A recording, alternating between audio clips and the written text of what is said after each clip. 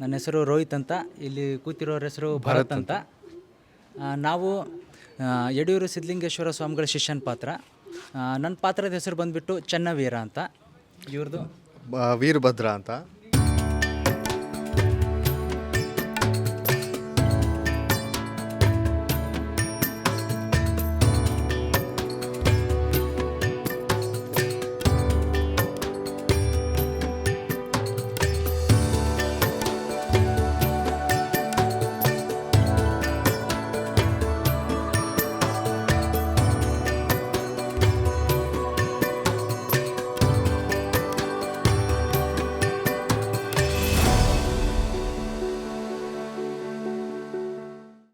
ನಾನು ಈ ಒಂದು ಸಿನಿಮಾ ಮಾಡ್ತಾಯಿದ್ದೆ, ಸ್ವರ್ಣ ಅಂತ.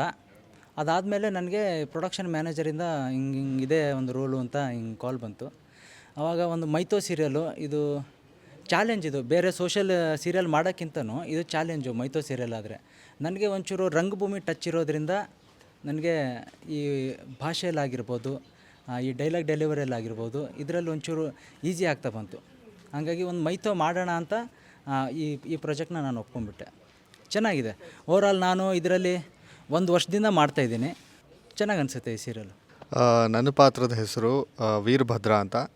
ನಾನು ಈ ಪಾತ್ರಕ್ಕೆ ಆಯ್ಕೆ ಆಗೋಕ್ಕಿಂತ ಮುಂಚೆ ನನಗೆ ಪ್ರೊಡಕ್ಷನ್ ಮ್ಯಾನೇಜರು ಮತ್ತು ಡೈರೆಕ್ಷನ್ ಡಿಪಾರ್ಟ್ಮೆಂಟ್ ಕಡೆಯಿಂದ ಆಡಿಷನ್ ಆಯಿತು. ಸೊ ಆಡಿಷನ್ ಆದಮೇಲೆ ನನ್ನ ಪಾತ್ರ ಓಕೆ ಆದಮೇಲೆ ನಾನು ಈ ಸೀರಿಯಲ್ ಜಾಯ್ನ್ ಆದೆ. ಇದರಲ್ಲಿ ಒಂದು ದೊಡ್ಡ ಸವಾಲೇನು ಅಂತಂದರೆ, ನಾವು ನಾರ್ಮಲ್ ಜನರ ಥರ ಕಾಣೋದಿಲ್ಲ. ಮತ್ತು ಯಾವಾಗಲೂ ಏನಂತಂದರೆ, ಯಾವ ಟೈಮಲ್ಲಿ ನಾವು ಈ ಪಾತ್ರ ಯಾವ ಟೈಮ್ದು ಪಾತ್ರ ಮಾಡ್ತಾಯಿದ್ದೀವಿ ಅನ್ನೋದನ್ನು ತಲೆಯಲ್ಲಿ ಇಟ್ಕೊಂಡು ಅದು ತಕ್ಕಂತೆ ಭಾಷೆ, ಬಾಡಿ ಲ್ಯಾಂಗ್ವೇಜು, ಎಕ್ಸ್ಪ್ರೆಷನ್ಸು ಎಲ್ಲನೂ ಕೂಡ ಅದಕ್ಕೆ ತಕ್ಕಂಗೆ ನಾವು ಮಾಡಬೇಕಾಗತ್ತೆ. So it is very challenging all the time. ಪ್ರತಿದಿನವೂ ನಾವು ಇದಕ್ಕೆ ಹೆಂಗೆ ಪ್ರಿಪೇರ್ ಆಗಬೇಕು ಅನ್ನೋದ್ರ ಬಗ್ಗೆ ಯೋಚನೆ ಮಾಡ್ತಿರ್ತೀವಿ. ಅದಾದಮೇಲೆ ಸೀನ್ಗಳಲ್ಲೂ ಕೂಡ ನಮ್ಮ ಏನು ಡೇ ಟು ಡೇ ಲೈಫ್ದು ಏನು ಬಾಡಿ ಜೆಸ್ಚರ್ಸ್ ಇರುತ್ತೆ ಅದನ್ನು ಅವಾಯ್ಡ್ ಮಾಡಿ, ಕಾನ್ಷಿಯಸ್ಸಾಗಿ ಅವಾಯ್ಡ್ ಮಾಡಿ ನಾವು ಮಾಡಬೇಕಾಗತ್ತೆ. ಸೊ ಅದ್ರ ಬಗ್ಗೆ ಭಾಳ ಡೈರೆಕ್ಟರ್ ತುಂಬ ಟೇಕ್ ಕೇರ್ ಮಾಡ್ತಾರೆ. At the same time Yediyur Siddhalingeshwara ಪಾತ್ರ ಮಾಡ್ತಿರೋವಂಥ ವಲ್ಲಭ್ ಸರು ಅಥವಾ ಇನ್ನೂ ನನ್ನ ಕೋ ಆರ್ಟಿಸ್ಟ್ಗಳು ಇವರೆಲ್ಲ ತುಂಬ ಒಂದು ಪುಷ್ ಕೊಡ್ತಾರೆ ಆ ಥರದೊಂದು ಪಾತ್ರ ಮಾಡೋದಕ್ಕಾಗಲಿ. ಮತ್ತು ನಾವೆಲ್ಲರೂ ಒಬ್ರಿಗೊಬ್ಬರು ಒಳ್ಳೆ ಡೈಲಾಗ್ ಡೆಲಿವರೀಸ್ ಆದಾಗ, ಸೀನ್ಸ್ಗಳು ಚೆನ್ನಾಗಾದಾಗ ಏನಂದರೆ ಅವ್ರಿಗೆಲ್ಲ ಅಪ್ರಿಷಿಯೇಟ್ ಮಾಡೋದಾಗಲಿ, ಮತ್ತು ಒಬ್ರಿಗೊಬ್ರು ಬೆಂತಟ್ಟೋದು ಮತ್ತು ಕರೆಕ್ಷನ್ಸ್ ಮಾಡ್ಕೊಳ್ಳೋದು ಇದೆಲ್ಲ ನಡೀತಾನೆ ಇರುತ್ತೆ. ಸೊ ಆ ರೀತಿಲಿ ಯಡಿಯೂರು ಸಿದ್ಧಲಿಂಗೇಶ್ವರ ಒಂದು ತುಂಬ ಒಳ್ಳೆ ಪ್ರಾಜೆಕ್ಟು ನನಗೆ. ಇಷ್ಟೇ ಅಲ್ಲದೆ ಏನಂದರೆ, ದೇವ್ರ ಬಗ್ಗೆ ಬಹಳಷ್ಟು ವಿಷಯಗಳನ್ನ ತಿಳ್ಕೊತಾ ಹೋಗ್ತಾಯಿದ್ದೀನಿ. ಅದಾದಮೇಲೆ ಯಡಿಯೂರು ಸಿದ್ಧಲಿಂಗೇಶ್ವರದ ಬಗ್ಗೆ ಭಾಳ ತಿಳ್ಕೊತಾ ಹೋಗ್ತಾಯಿದ್ದೀನಿ.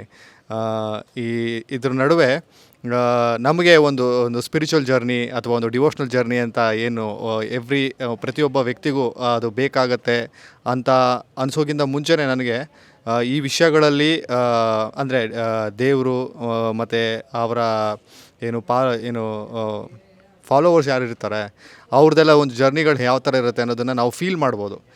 ಭಾಳಷ್ಟು ಜನಕ್ಕೆ ಅವಕಾಶಗಳಿರಲ್ಲ, ನಾವು ಅದನ್ನು ಫೀಲ್ ಮಾಡ್ತಾಯಿದ್ದೀವಿ. ಸೊ ಆ ರೀತಿಲಿ we are very much blessed. ಈ ಸೀರಿಯಲ್ಲು 3 ವರ್ಷದಿಂದ ಈ ಚಾನಲಲ್ಲಿ ಬರ್ತಾಯಿದೆ ಅಂದರೆ ಅದೊಂದು ಯಡಿಯೂರು ಸಿದ್ಧಲಿಂಗೇಶ್ವರ ಕೃಪೆ ಅಂತಲೇ ಹೇಳ್ಬೋದು. ನಾನು ಇದರಲ್ಲಿ 1 ವರ್ಷದಿಂದ ಮಾಡ್ತಾಯಿದ್ದೀನಿ. ಭಾಳ ಖುಷಿ ಆಗುತ್ತೆ. I am the one of the part ಅಂತ ಈ ಸೀರಿಯಲಲ್ಲಿ ಹೇಳ್ಕೊಳ್ಳೋಕ್ಕೆ ಖುಷಿ ಆಗುತ್ತೆ. ಹಾಗೆ ನಮಗೆ ಈ ಸೀರಿಯಲಲ್ಲಿ ಇನ್ನೊಂದು ಏನಂದರೆ, ನಮ್ಮ ಬುದ್ಧಿಗಳು ಅವಾಗವಾಗ ವಚನಗಳ ರೂಪದಲ್ಲಿ ಹೇಳ್ತಾನೆ ಇರ್ತಾರೆ, ವಚನಗಳು ಹೇಳ್ತಾ ಇರ್ತಾರೆ. ಹಾಗಾಗಿ ನಮ್ಗೆ ಹೊರಗಡೆ ಮೋಟಿವೇಶನ್ನೇ ಬೇಡ, ಇದೇ ಸೀರಿಯಲಲ್ಲೇ ನಮ್ಗೆ ಮೋಟಿವೇಶನ್ ಸಾಕು.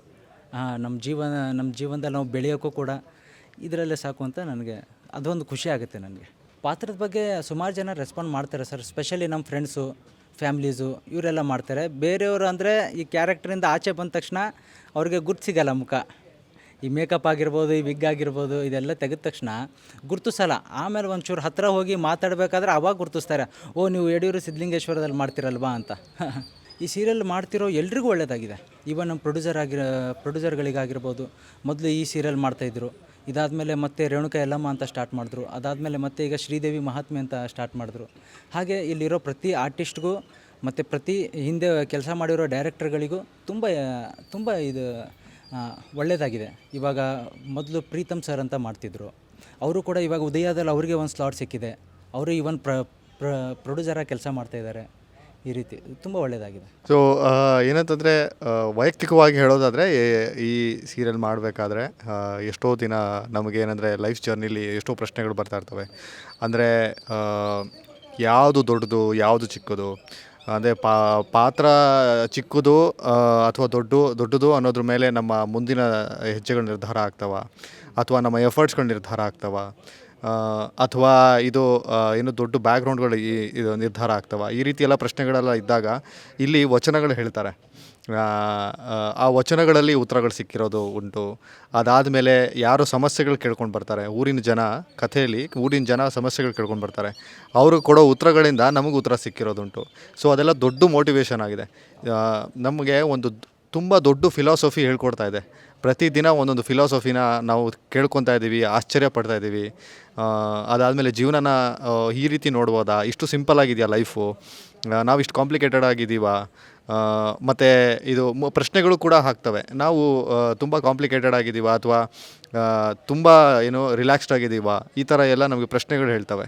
ಸೊ ಆ ರೀತಿಲಿ ಯಡಿಯೂರು ಸಿದ್ಧಲಿಂಗೇಶ್ವರ ಒಂದು ಏನಂತಾರೆ ಕಣ್ ತೆರೆಸುವಂಥ ಕೆಲಸ ಪ್ರತಿದಿನ ಮಾಡ್ತಾಯಿದೆ. ಅದು ಆಡಿಯನ್ಸ್ ಆಗಿ ಕೂಡ ತುಂಬ ಜನ ಹೇಳ್ತಾ ಇದ್ದಾರೆ ಡೆಫಿನೆಟ್ಲಿ. ಅದರ್ವೈಸ್ ನಾನು ಆ್ಯಕ್ಟರ್ ಆಗಿ ಕೂಡ ಲೈನ್ಸ್ಗಳು ಹೋದಾಗ ಮತ್ತು ಅದು ಡೈಲಾಗ್ ಡೆಲಿವರಿಗಳು ನೋಡಿದಾಗ ಸೀನ್ ಮಧ್ಯೆ ನಡೆಯುವಂಥ ಕನ್ವರ್ಸೇಷನ್ಗಳು ಈ ರೀತಿಲೆಲ್ಲ ನಾನು ಅದನ್ನು ಫೀಲ್ ಮಾಡ್ತಾಯಿದ್ದೀನಿ.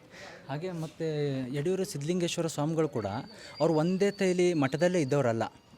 ಅವರು ಅವಾಗ ಕೂಡ ಲೋಕ ಕಲ್ಯಾಣಕ್ಕಾಗಿ ಒಂದು ಕಡೆಯಿಂದ ಇನ್ನೊಂದು ಕಡೆಗೆ ಹೋಗ್ತಾ ಟ್ರಾವೆಲ್ ಮಾಡ್ತಾ ಹಿಂಗೆಲ್ಲ ಕಡೆ ಹೋಗಿ ಅಲ್ಲಿ ಆಯಾ ಜನಗಳಿಗೆ ಏನೇನು ಸಮಸ್ಯೆ ಇದೆ ಅಂತ ಅರ್ಥ ಮಾಡಿಕೊಂಡು ಅವ್ರಿಗೆ ಪರಿಹಾರ ಕೊಟ್ಟು ಮತ್ತೆ ಮುಂದಿನವರು ಈ ರೀತಿ ಟ್ರಾವೆಲ್ ಮಾಡಿದವರು. ಹೀಗಾಗಿ ಸುಮಾರು ಪಾತ್ರಗಳೆಲ್ಲ ಬರ್ತಾನೆ ಇರ್ತವೆ ಈ ಸೀರಿಯಲಲ್ಲಿ. ಇನ್ನೊಬ್ಬರು ಇದ್ದಾರೆ ನಮ್ಮ ಗುರುಗಳು, ನಮ್ಮ ಚಾಮರಸ್ವಾಮಿಗಳು ಅಂತ.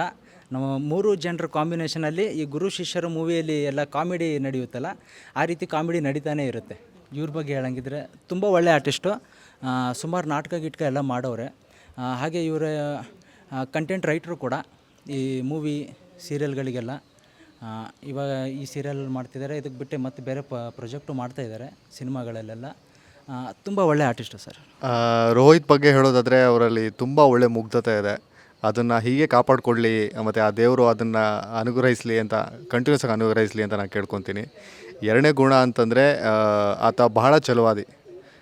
ಒಂದು ಬೇಕು ಅಂತಂದರೆ ಏನೇ ಕಷ್ಟಗಳಾದರೂ ಸರಿ ಅದನ್ನು ಬಿಟ್ಕೊಡಲ್ಲ. ಭಾಳ ನಿರ್ದಿಷ್ಟವಾಗಿ, ಭಾಳ ಡಿಟರ್ಮೈಂಡಾಗಿ ಅದ್ರ ಕಡೆ ಅವ್ರು ಹೆಜ್ಜೆ ಆಗ್ತಾನೆ ಇರ್ತಾರೆ. So I think he will definitely will be a very good actor and will be a very big person one day. Thank you so much Radio City. ಈ ಥರದೊಂದು ಒಳ್ಳೆ ಕಾರ್ಯಕ್ರಮ ಮಾಡಿದ್ದಕ್ಕೆ ನಮಗೆಲ್ಲ ಒಂದು ಒಳ್ಳೆ ಎಕ್ಸ್ಪೋಜರ್ ಅಂತ ಹೇಳ್ತೀವಿ. ಎಟ್ ದ ಸೇಮ್ ಟೈಮ್ ಏನಂದರೆ ಎಷ್ಟೋ ಅಂದರೆ ಆ್ಯಕ್ಟರ್ ಆಗಿ ಬರಬೇಕಾದ್ರೆ ಗುರುತಿಸ್ಬೇಕು ಅಂತ ನಾವು ನಿರೀಕ್ಷೆ ಮಾಡ್ತಿರ್ತೀವಿ. ಆ ಕೆಲಸನ ನಿಮ್ಮ ಕಡೆಯಿಂದ ಆಗ್ತಿರೋದು ಭಾಳ ಖುಷಿ ವಿಚಾರ. ಇದರಿಂದ ತುಂಬ ದೊಡ್ಡ ಮೋಟಿವೇಶನ್ ಸಿಗುತ್ತೆ ಪ್ರತಿಯೊಬ್ಬ ಆ್ಯಕ್ಟರ್ಗೂ. ಸೊ ಮೆಸೇಜ್ ಅಂತ ಹೇಳಿದ್ರೆ ಯಡಿಯೂರು ಸಿದ್ಧಲಿಂಗೇಶ್ವರ ಕಡೆಯಿಂದ ಒಂದು ಮೆಸೇಜ್ ಏನು ಅಂತಂದರೆ, ಲೈಫ್ ತುಂಬ ಸಿಂಪಲ್ ಆಗಿದೆ, ಅದನ್ನು ನಾವೇ ಕಾಂಪ್ಲಿಕೇಟೆಡ್ ಮಾಡ್ಕೊತಿದ್ದೀವಿ. ಸೊ ಎಲ್ಲ ಒಂದು ಸಲ ಕಣ್ಬಿಟ್ಟು ನೋಡಿದ್ರೆ ಸುಮಾರು ವಿಷಯಗಳು ಸಿಂಪಲ್ಲಾಗೇ ಇದ್ದಾವೆ. ಸೊ ಅದನ್ನು ಮಾಡಬೇಕಷ್ಟೆ. ಯಡಿಯೂರು ಸಿದ್ಧಲಿಂಗೇಶ್ವರನ ಆಶೀರ್ವಾದದಿಂದ ಈ ನಿಮ್ಮ ಚಾನಲ್ಲು, ಈ ನಿಮ್ಮ ರೇಡಿಯೋ FM ಇನ್ನೂ ತುಂಬ ಎತ್ತರಕ್ಕೆ ಹೋಗಲಿ ಅಂತ ಇದು ನಮ್ಮ ಕಡೆಯಿಂದನೂ ಆಶಯ. Thank you sir.